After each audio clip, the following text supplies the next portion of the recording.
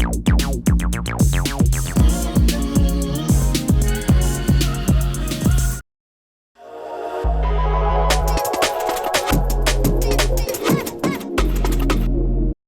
Dave Linnenbank here on the Bitwig booth. Bitwig, of course, sponsoring our coverage. Thank you very much.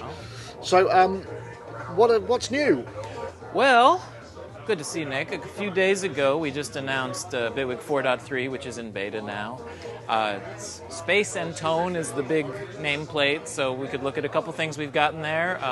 Some convolution for reverb, a kind of fancy, screamy delay device with a lot of character, and tone-wise, a bundle of analog-y modules for Polymer, grid, whatever. Okay, so, all right, let's dive in.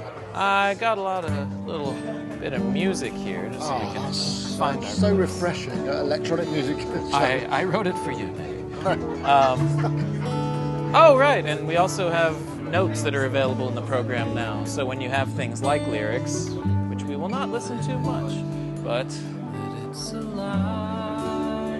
so very SoCal, this. There you go. Whether it's they won't let me back, you know.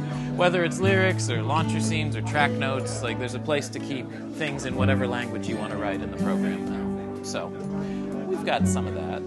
Now one of these things here is a guitar, and we could kind of enter the group a little bit.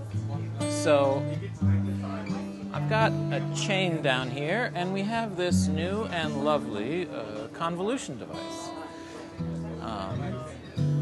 which I can scale up a little if that helps. So for the audio here, like most of our things, we do have a visual browser, which is just, to me, a slightly different way of looking at whether it's reverbs or just tones, anything that convolution can do. I mean, it's basically imprint, convolution technology is known. Can you chuck anything in there? Because it's sometimes fun to convolve things try. With really wrong. We can do that in a moment, sure. Oh, right, okay, cool. Sure. So if I'm here for a minute, I could just click around, maybe some different studio plates on the guitar and wet it up a little bit, make it loud. So there's already a good amount of factory content here. Maybe I want the tacky part of the guitar, so a snare plate might not be bad.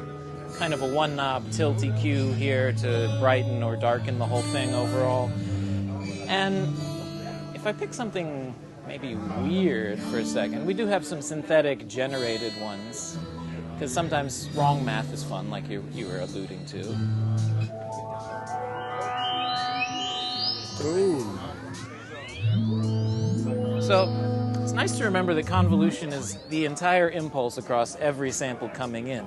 But over here it acts like a sampler. So if I just want to grab the start and end point and say, let's try this weird sparkly bit over on this side, then maybe a little more pre-delay, and even a volume envelope to just easily reshape it or even make it louder if that's where you want to go. That seems very, very powerful, actually.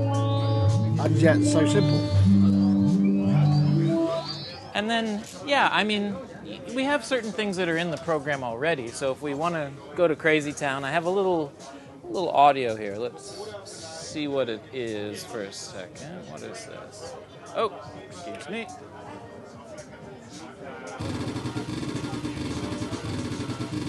Sounds like a revving motorcycle. Well, this is the fun part. Let's see. So in here, I think this was a broken toaster I had or something, opening the door.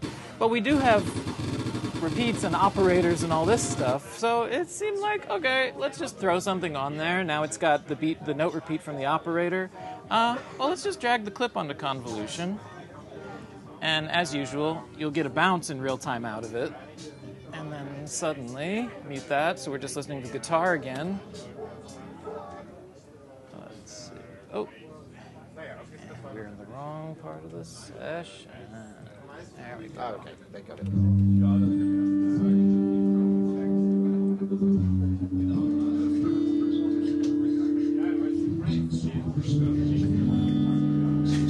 Interesting.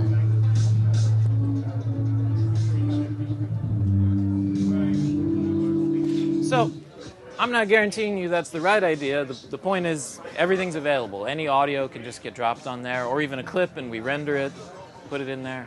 Yeah. I think convolution reverbs that have been maltreated is quite a thing.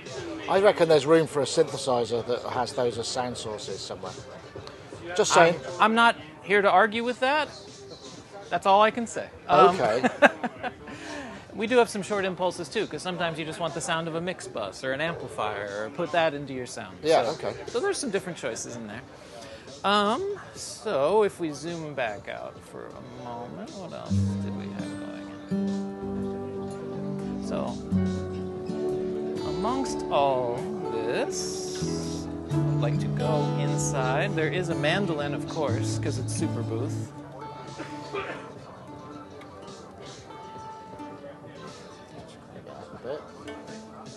You want me to crank it a little? Yeah, a little bit. That's nice. Got it. So again, some comp recorded mandolin, but another of the space type of effects we've added is a new delay plus device. So if I go ahead and turn this on,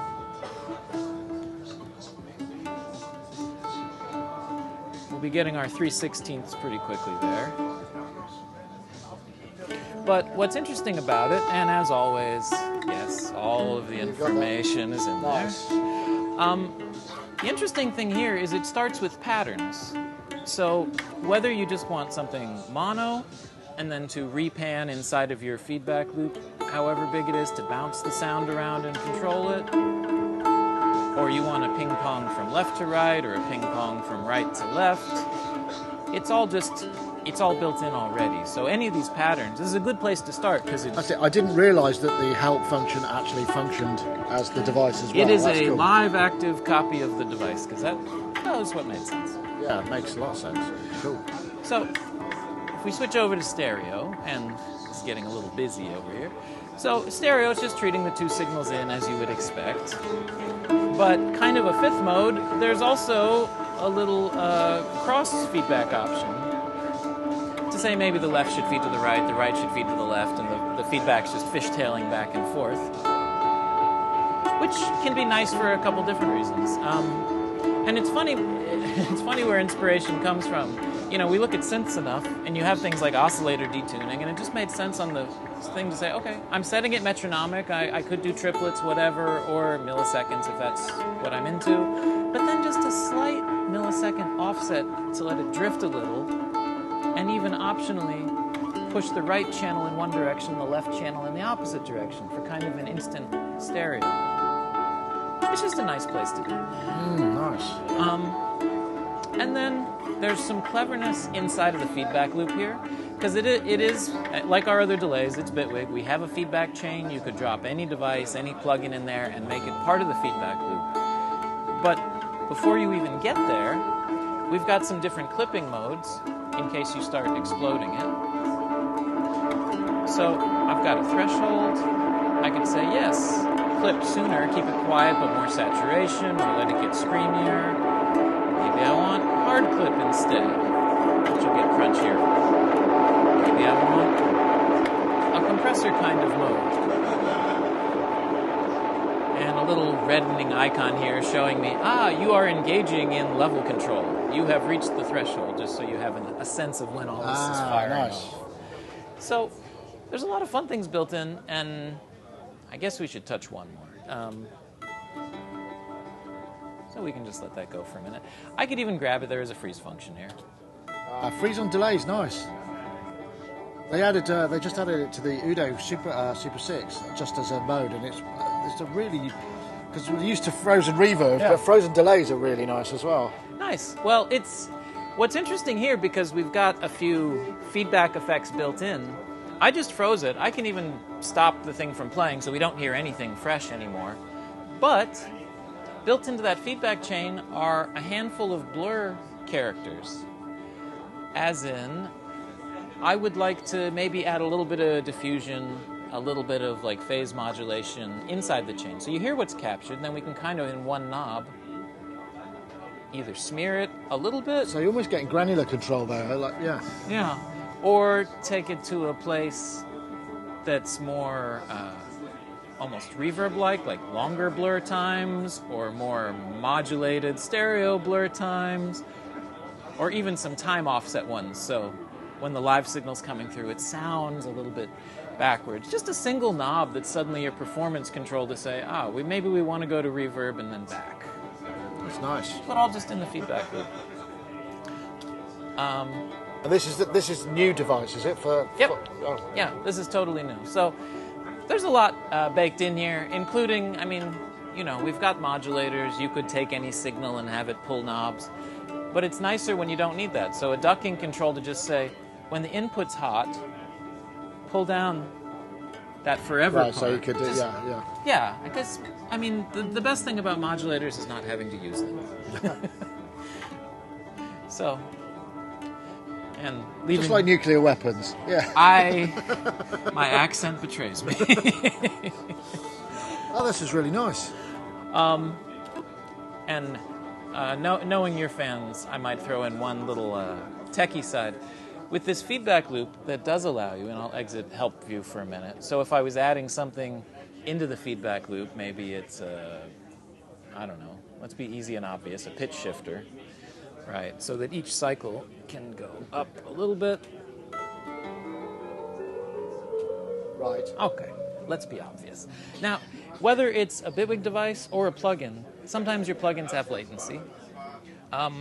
One little clever trick here, anything that's nested inside the delay, you compensate latency with delay. So the delay just automatically changes its time to eat the latency of the plugin and not have to engage that whole system. Right, neat. So just some clever touches on top of everything, but it's pretty fully functional in a nice suite of features, really. Yeah, that's lovely.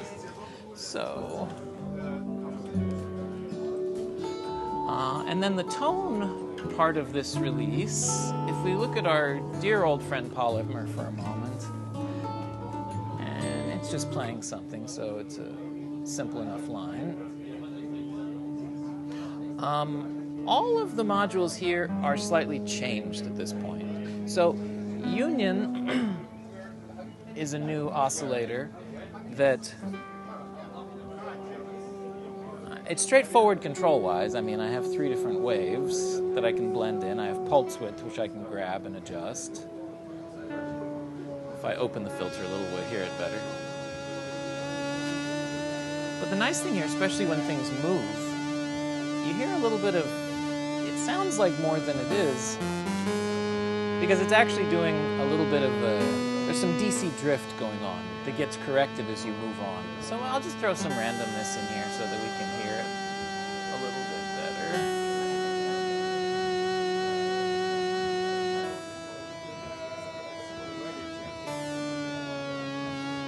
So as those things move on the output, there's really more motion than just updating the math.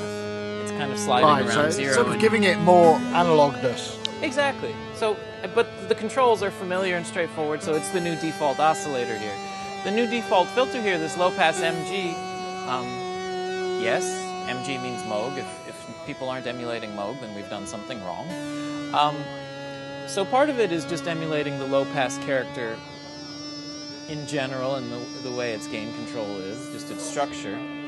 But additionally, what was interesting to us looking at it is partly the mix bus of the Moog stuff. So the drive control here on the filter actually has some kind of similar saturation built in. So different from the other filters, because, it is Polymer or the Grid. We have a suite of these modules that are available in both.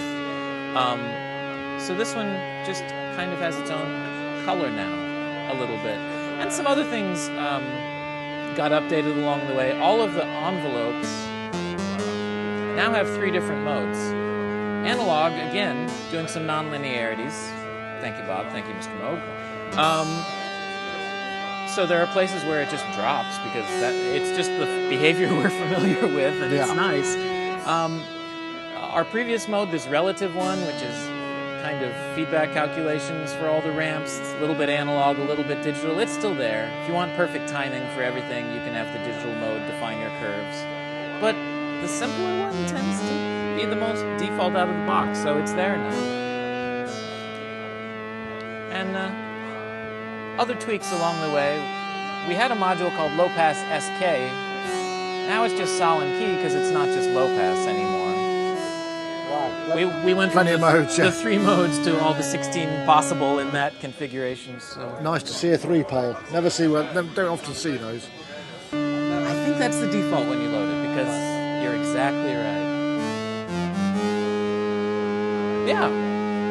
So a lot of features that have shown up here just with the space and tone aspect. And then some requested things like all of our send tracks now kind of have their own, let's just keep it on Polymer for a second. All of our send tracks now have their own sends, which of course can get you into some trouble. But, yes, no, wrong. Because yes, when you do have nested chains, that means of course you want a flanger plus in there, kind of slowly sweeping. But now that can get forwarded onto the reverb. And those left arrows are warning you, yeah, well, you could do a recursive routing if you really wanted. Let's just stop for a minute. Just kind of let it go on its own for a bit now. So that's like sort of analog mixer feedback, effectively. And why the scary icon? Because yes, that is a directly feed the reverb to itself, please icon. Because sometimes you need to boost the signal. Sometimes you don't. Be careful. That's nice. Yeah. Sounds quite analog, doesn't it? It tastes good. Yeah. So so this is beta at the moment. So usually you run that for what, 2 or 3 months? The last few were, I think, maybe 3 weeks, 4 weeks. Okay. So we'll see how this one goes. But yeah, I just started beta a few days ago. So anybody who's got an active upgrade plan can download it, try it. Tell us what's good, tell us what's wrong. The emails are coming already. Yeah. So yeah. So be out soon, I guess. Yeah, exactly. Great. Thank you very much, Dave. Thanks for coming by, Nick. Always a pleasure.